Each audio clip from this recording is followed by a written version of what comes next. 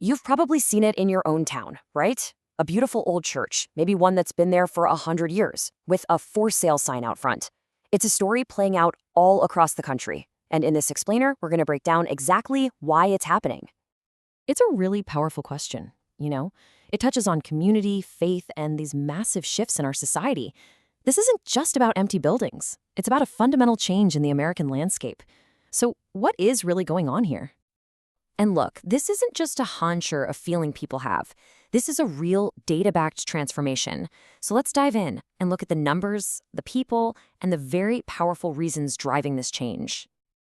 Okay, so first, let's start with the most visible part of this whole story, the emptying pews themselves, and what that decline actually means for the churches.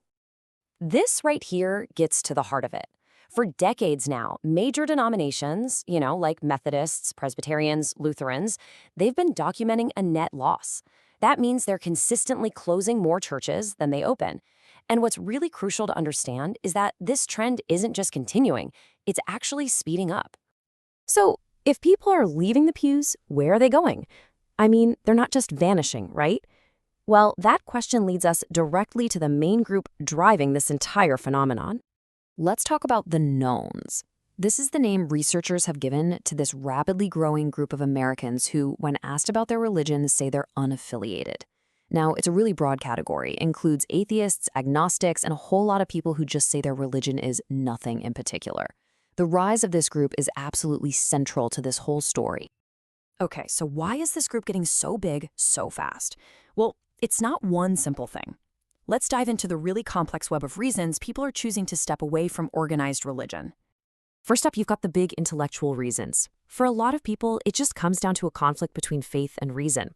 They'll point to a lack of provable evidence, a stronger trust in science to explain the world, and a feeling that, honestly, a lot of religious doctrines just seem irrational or don't square with a modern worldview. Then there are social issues, and this is an incredibly powerful factor. A huge number of people, especially younger generations, will point directly to an institution's stance on things like LGBTQ+ rights, abortion, or gender roles as a major reason for walking away. For them, it's a deep, deep misalignment of their core values. And then you've got the personal and institutional failings. We've all seen the headlines. High-profile scandals have massively eroded trust. But beyond that, so many people have personal stories of feeling judged or excluded, or just seeing a level of hypocrisy that they just couldn't ignore. And for some, it goes all the way back to bad experiences they had as kids. And finally, we have politics and, well, just plain old apathy. The growing mix of religion and partisan politics is a major turnoff for a ton of people. But for others, it's actually less dramatic. They're just not interested. Religion doesn't feel relevant to their busy lives, so it just fades into the background. But here's a really crucial point. Unaffiliated does not automatically mean atheist, not at all. Many of the knowns still think of themselves as spiritual people. They just prefer a personal path, one that values their own autonomy over some institutional structure, and a direct individual sense of connection over formal rules and dogma. Okay, so we've talked about the who and the why. Now let's make the direct connection between this huge shift in belief and those physical buildings with the for sale signs out front. It really is like a powerful domino effect. It all starts with declining membership and attendance. That, in turn, leads to aging congregations, right? Fewer young families are there to sustain things. Then comes serious financial strain because donations go down.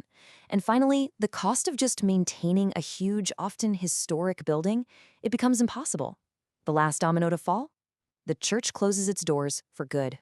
So let's zoom out one last time and just look at the big picture this all creates, a fundamentally new spiritual landscape here in America. This quote from the source material really just nails it.